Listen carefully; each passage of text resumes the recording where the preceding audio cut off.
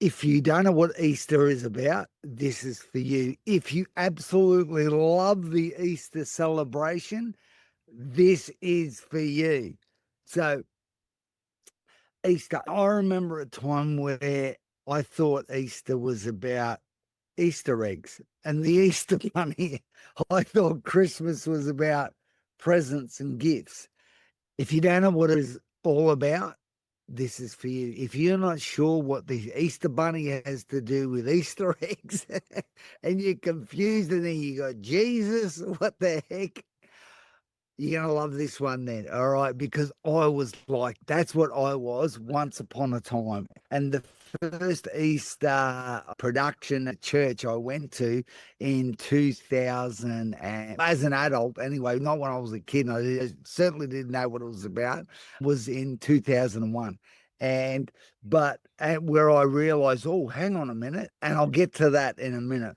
But I probably should tell you what happened. That was obviously this time of the year in April, but the year before in 2000, about November, I fought in Canada, Edmonton, and I had an experience which I've got to tell you about, and then you'll know why or how, what happened, how I ended up in this Easter at this church months later. So what happened was fight in Canada, take the fight, get ill, postpone it, get better again, then re-sign.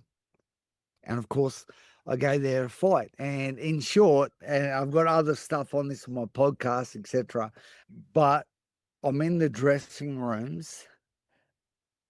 There's 10,000 people there. It's televised in, I don't know, 30 countries, they told me.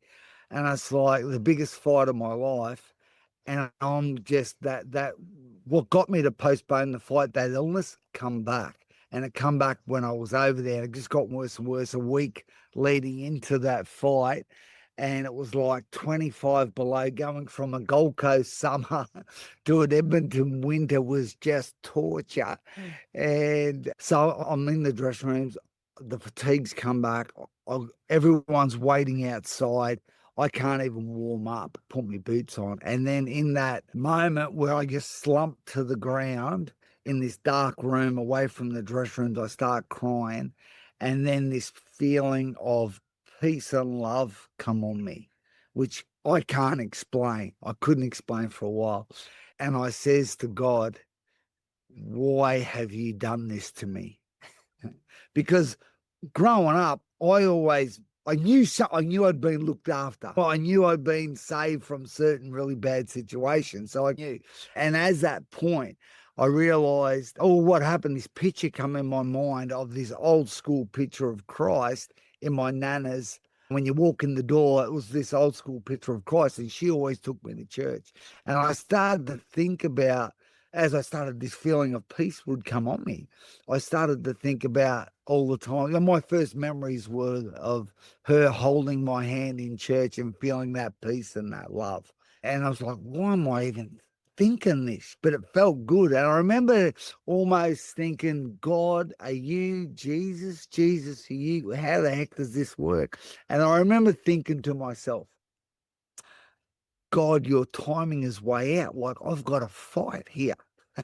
And it was almost like as I pushed God away, that feeling of peace and love left me. I remember thinking, I think I just made a mistake. Literally, that moment, my coach opens the door and says, son, we are on.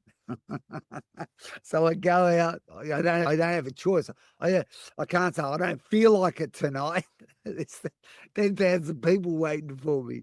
So anyway, I go out there and I've got other stuff on that, but God saved me, got me through that 12-round fight, man. I don't even know. I can remember bits and pieces of it, but he got me through. And I remember, I remember in the third round just hanging on to this guy's both arms just so he's stopping from hitting me, basically. I remember praying a prayer saying, God, help me fight a fight I can be proud of. That's all I wanted. And then I remember the sixth round, my coach helped me off the stool saying you're halfway. I'm like, I don't remember anything. And anyway, at the end of the fight, they put his hand up, and I remember someone come from behind and put my hand up and led me around the ring. And of course, I got a standing ovation here, then a standing ovation. And all I could think about was that prayer that like what had happened to me in the dress rooms, and that prayer I prayed in that third round. It's like God gave me what I asked for, even though I pushed him away and turned my back. It's like, anyway, I get back to Australia, and I can't explain that to anyone. I don't even know what happened, let alone tell someone what happened. And I got busy. I had a business and busy with life and kids and what have you. And it was like, what was it? How many months later? It's like 5 months later or something, 4 or 5 months later. We had this moment. I had this day, right? It was like a Saturday. Yeah. And before Easter, it's church on Sunday. So there was a Saturday night service. Anyway, Saturday, I had this great business, but this guy hadn't done something that I'd asked him to do. So I had to go up the highway on a Saturday morning and fix it. This guy needed it fixed. I don't know why he needed it. Anyway, I remember I was very angry. I remember heading up the highway anyway, I was speeding. I ended up in the police. The police were behind me. And anyway, I'm in a car chase with the police. Anyway, then I was going to belt a bloke in the milk bar because I thought he'd said something to me. Anyway, I'm at this. We just rode our push bikes around with two young kids, my wife, and we're looking at this next house we're going to buy. We'd actually brought it. We're waiting for it to settle. And I remember thinking to myself, I've got everything that I want. I've got cars, businesses, a house, investment houses, like everything. And I'm not happy. Like I feel like I can't keep doing this.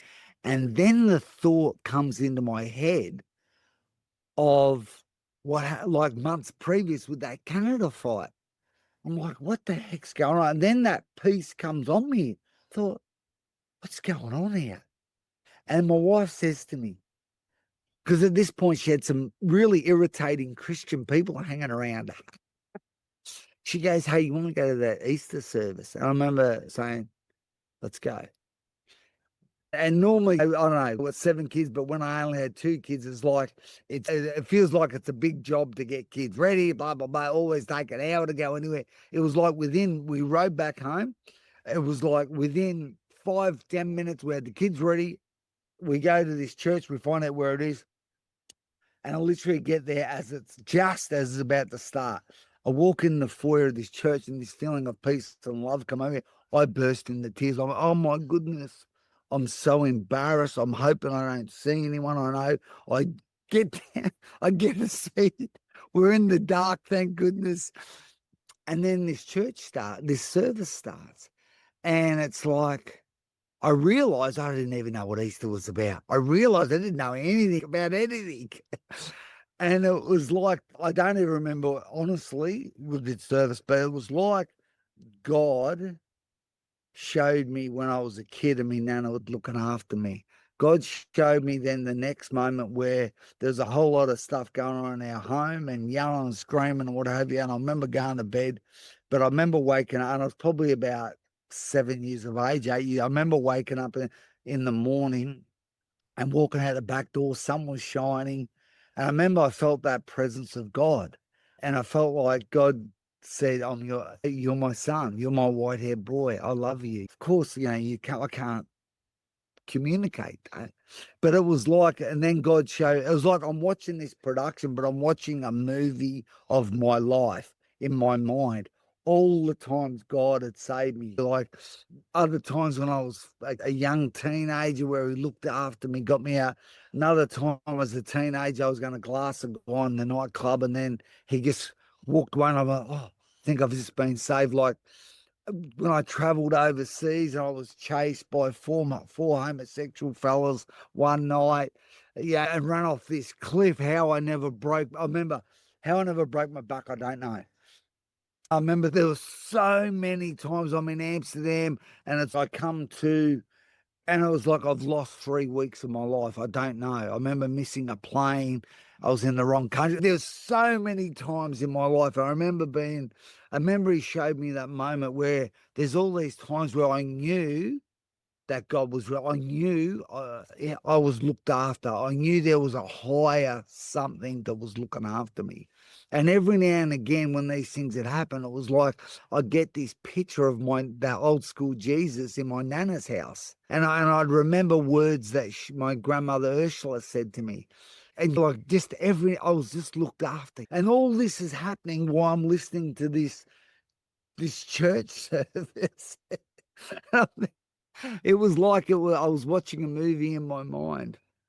And I remember that I was reminded of about 5 years previous where I went to a close family friend, my sister, one of my sister's boyfriend, at a grave, and he committed suicide. And I was at his grave, and I said, "Mate, if you can hear me, I need help." And I remember feeling but hearing this voice say everything's going to be okay. And I literally days later, I ended up in a treatment center. I didn't know I needed help. That like that. Like God has put people in my path. So I knew that.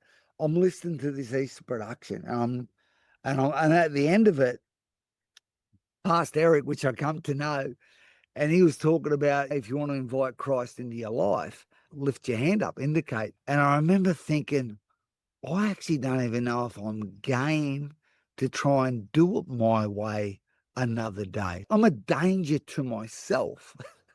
My best effort has nearly killed me on multiple occasions, let alone damage done to other people, the broken heart, And I remember thinking, what the heck? And I remember looking, my hand was up and I pulled it down. I thought, wonder if anyone's seen me. Anyway, I got out of there, man. And it was a little while later that then the following week we went back and I made a commitment, a full commitment. Hey, listen, God, I'm in. I don't know what I'm in for, but I'm in. So that happened in 2001, and it's been the best thing that's ever happened to me. It took courage. It took walking into the unknown, and it was a little while later. I'm guessing it was a long time ago. It was like maybe the following year later, maybe a little bit further than maybe 14, 18 months later, I went to this men's conference and there's like 2,500 men there. And I remember God just speaking to me saying, this is you. Because I've already been helping men in my own way for a few years. And obviously, I'd had other mentors and helped me, but really that Pastor Eric, he stuck there. He become my mentor. Him and other men, Christian men, started to really show me the plan that God had for me. And in my own way, but one of the biggest things I remember at that Easter production, see, because I didn't know, like I remember hearing things when I was younger as a kid. And I remember hearing that there was a time where there was people that suggested to my mum that she should adopt me out. My mum and dad, we all got a journey and we've all come through stuff, and my mum and dad love me to bits. But I remember hearing her and I thought, man, I'm lucky to be here, man. I'm lucky to be here. And so I guess I had, maybe it was an accident. Maybe I wasn't planned. But I remember one of the biggest things, and I never consciously thought about that, but I remember at the Easter production and reading something, sort of some scriptures and stuff out. And this is one thing that really got me. It's 2 Timothy, was it 1:9? It says, he has saved us and called us to his holy life, not because of anything we had done, but because of his own purpose and grace. This grace has was given to us through Christ Jesus before the beginning of time. Other versions talks about being chosen before time even began. And I suppose the way I received that was that night was God needed a Gavin top. So he made a Gavin top. And it was like, oh man, I'm not an accident. God called me. God made me. He needed a guy that looked like this, with these shortcomings and defects and strengths and weaknesses, because he had a plan. And I say that because that's for you. That's for everybody who's listening here. That's for everybody who was made. Other scriptures I talk about in other YouTube things where it talks about it in Genesis, the start, where he formed you, which means he made you. He formed you the way that you are. He made you that way. So it would be a mistake to copy anyone else. But one of the things that I love to always talk about, particularly with men that I mentor and coach, but because some men come in looking for faith, some men come in looking like me. I believe. I just don't know what I believe in. And this is a good one, 2 Peter 1:3. This is the Passion version of the Bible. And it says, everything we could ever need for life or godliness has already been deposited in us by his divine power. You got everything you need, man. For all this was lavished upon us through the rich experience of knowing him who called us by name. It goes on about what he invited us into, but he called us by name. Like, man, and I'd say, I've got in my Bible, says, man, that's where we build our identity from. When it's a different life, it's a different calling. You have a different vision. Your confidence goes to another level, knowing, man, you're born like this for a particular purpose. And so anyway, that's my Easter experience. So now, obviously, Easter is a different time for me. It's just, man, it's such an amazing time to be on planet Earth, to actually acknowledge that, man, you were born for a time as this is your time. Probably what I'd say is one thing that got me there was actually having Christian men show me the next level of this, the next level of knowing this guy, of knowing the one who sent me and made me. That's where really your identity's formed. But one of the best things I love to do, man, and I love to do it. And maybe what I'll do, I'll get my team to put a link in here. I love to talk about God. I love to talk about faith. I love to, for years, I've said, man, people say, what are you doing? I say, man, I'm raising the dead. That's what I'm doing.